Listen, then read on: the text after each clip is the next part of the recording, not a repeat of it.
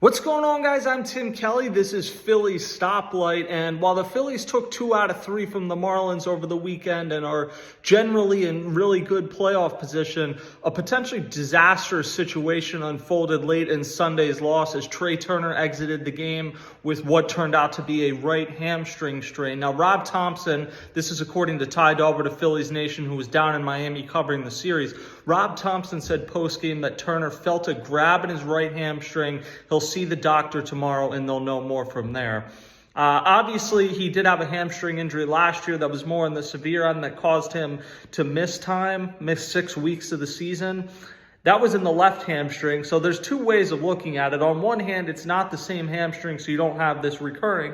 On the other hand, this is a guy that's now 32 years old. His game is predicated on speed, and it's possible, without even realizing it, since that hamstring injury, he's put more pressure on his right side than his left, kind of out of fear of having re-injuring the hamstring. And I don't want to be like armchair doctor, but I have torn my hamstring. I was a hurdler, so not a major league athlete, but also I wasn't someone playing in a high school pickup basketball game. Like, I was an athlete and understand this injury to a degree, certainly more than many of the injuries that I talk about. And it can be bad. It just varies. And I do know for a fact I had a hamstring injury, and then I ended up having a right knee injury not that long after that. You put more pressure on the other side even without trying to do it. So part of me does wonder if that's maybe what happened here. Another thing that I would point out is that he came out of the game late on Friday for Edmundo Sosa, and I thought that it was probably just because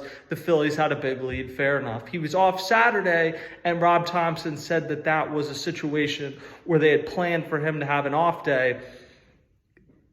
I'm not saying that wasn't the case. I'm just saying both of those, like, there was part of me that wondered, like, is something kind of up here? And the fact that he gets injured on Sunday, and it appeared to be something like, if you have a bad hamstring injury, you usually come up lame. He didn't come up as lame, but he immediately gestured to come out of the game. And this may be incorrect, but I kind of look at that as him knowing, like, this was maybe something that had started to bother him previously and got to the point after running that ball out that he couldn't stay in the game anymore, as opposed to him running full speed down first base and all of a sudden out of nowhere he gets a hamstring injury. Usually you would have a more demonstrative reaction to that. Now, we don't know the extent of this injury. We'll know more on Monday. Obviously, Trea Turner leading the NL in batting average, leading the NL in hits, has had a major improvement in the field this year. I think he was on pace to be a top 5 finisher and MVP, if not one of the top 3 finalists. That now goes into the rear view mirror because it's probably not going to happen. I would tend to think even in the best case scenario, he misses 10 to 15 games here. And obviously, like I said, when he had a more severe injury last year, he missed 6 weeks. If he misses 6 weeks, the Phillies are in trouble because NLDS Game 1 is on October 4th. With that said, and we're assuming here that the Phillies get the first round bye because it increasingly feels like with the Dodgers struggling, the Mets struggling, they're likely to be in that number 2 seed, which comes with the first round bye. If they are not playing in the wild card series and he has a more moderate hamstring injury like what both Bryce Harper and Kyle Schwarber had last year, then it is realistic to think by the postseason he could be good to go, if not sooner. It's just a matter of what do you get when he comes back, because in the second half of last year, after he came back from the hamstring injury, he didn't run with the same aggressiveness, didn't attempt to steal bases, he didn't go first to third as many times. And a lot of people were upset with that, but when you have a hamstring injury, it takes you a long time, even when you're medically cleared, to really feel like you can push it all out again. And especially if you're worried about, I need to stay healthy for my team, you're going to maybe go 75 or 80%. And the thing we've seen with Trea Turner this year, when he's going 100%, is just how much more valuable he was. It's not to say him being a little more conservative after the injury last year didn't make sense, but his game is so predicated on speed that when he can't do that, it takes away quite a bit of his value, especially this version of Trea Turner that's not hitting as many home runs, but is making contact, getting on base, kind of wreaking havoc on base, getting to balls in the field that some other guys wouldn't get to because they're not as athletic. So there's kind of two things here. A, how long does he miss? But B, when he comes back, what version of Trea Turner do you get? Because he's been as good as anybody. I would still say Kyle Schwarber's been your MVP this season, but Trea Turner certainly has a case. And if he is either out for the postseason or he's in a situation where he's compromised, it's certainly not good when you've already lost Zach Wheeler and you have some other concerns as well. Now, without Trea Turner, at least Monday, and probably I would assume he's on the IL in some form. It's just a matter of, is he on the IL for 10 to 15 days, or is it the game one of the NLDS and you're not sure whether Trea Turner is going to be ready to play or not? I don't see a scenario where Tuesday he's back in the lineup. The obvious pivot would just be Edmundo Sosa plays shortstop. He goes in there every day, and then Stott plays every day at second base. The thing is that platoon between them has worked out really well because Edmundo Sosa doesn't hit right-handed pitching particularly well, and Bryson Stott has not hit left-handed pitching the same way Edmundo Sosa does. So you have some other options. You could recall Otto Kemp. He could get some more time at second base where you kind of keep Stott in that platoon. You could also use Weston Wilson a little bit more at second base. And in a situation right now where you have 4 outfielders, essentially, you have Bader, Marsh, and Kepler performing really well. And then obviously you still have Nick Castellanos. Maybe Castellanos gets a little more playing time than he's had the last 4 days. And Weston Wilson against lefties, instead of playing in left field, plays at second base. So that's something to consider. Christian Arroyo is another option. He's really been banged up a lot of the year at AAA, and you would have to add him to the 40-man roster. But he has some major league experience, can play in the infield there.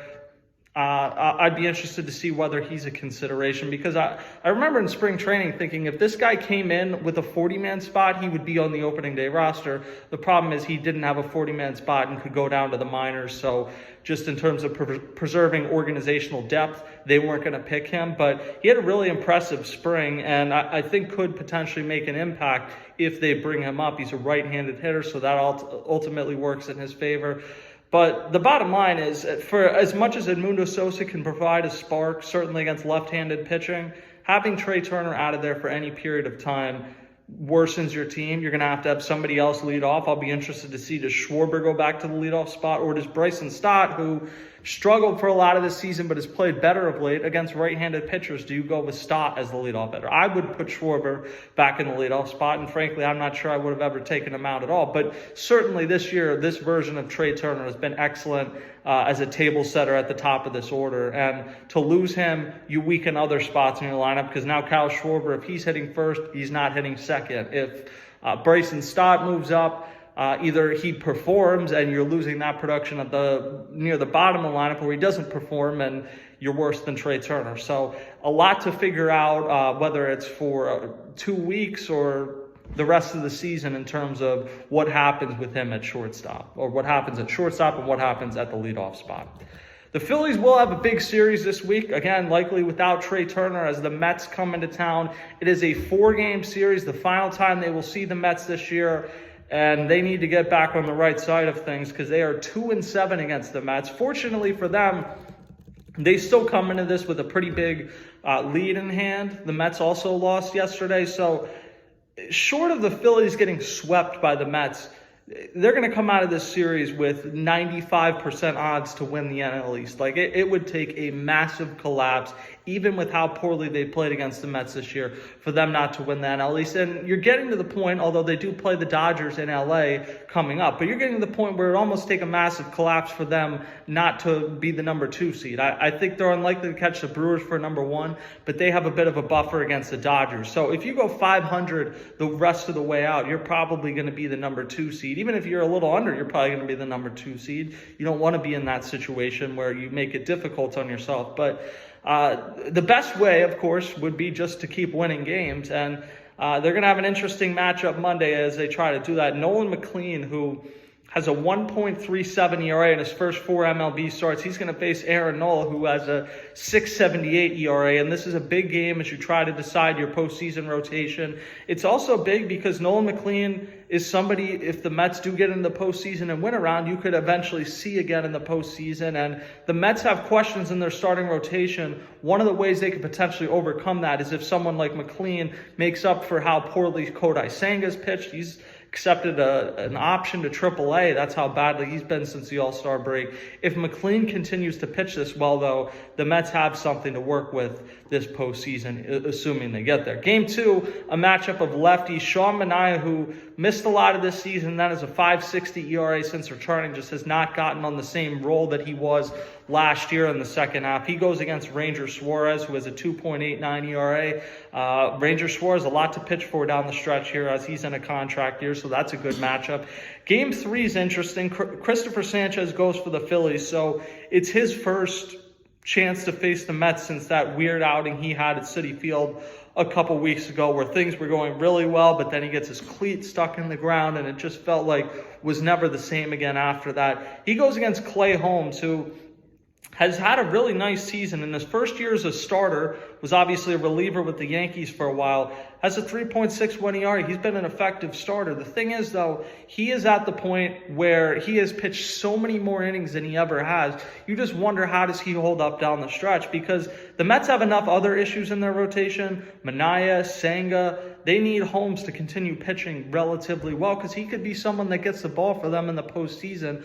But you just worry workload-wise with where he's at in September. So that's Game 3's matchup. And then Game 4 will be David Peterson on the mound against Jesus Luzardo. Like Sanchez, Luzardo had a bizarre start in New York where he kind of lost his cool, but understandably so, because it was one of the worst umpired games you'll see. It was bad for both teams and the defense of the Mets. It was worse statistically for the Phillies, and it affected Luzardo. He's got a 4.05 ERA. He goes against David Peterson, who has a 3.72 ERA, but that ERA is spiked in a hurry. He was an all-star and has been bad since then. So this is, beyond the fact that this is kind of the last gasp for the Mets to try to win the NL East, you're getting to the point where it's last gasp to try and get together a rotation that can pitch in the postseason. And all 4 of the guys in this pitching for them in this series could potentially be options. So it's a big series for them from that perspective. The other note I would add in, obviously the Mets have a tremendous lineup. Juan Soto, Francisco Lindor, Pete Alonso, Brandon Nimmo, go down the list. Ryan Helsley, though, they were supposed to have this great bullpen. I thought they'd have a great bullpen. Ryan Helsley was the NL reliever of the year last year, the Trevor Hoffman Award winner with the Cardinals, had 49 saves, was not good this year with the Cardinals, got traded to the Mets. You thought in a setup role maybe he'd get it back together. He has an 11.45 ERA since joining the Mets, so it is not going well for him either. And that could be a factor in this series as well in some of these close late games. Can the Mets get the ball from a questionable starting rotation to one of the best closers in baseball in Edwin Diaz? It should be a fun series, and we will have you covered on that, on Trea Turner, and everything else in Philly sports on Pattison.com.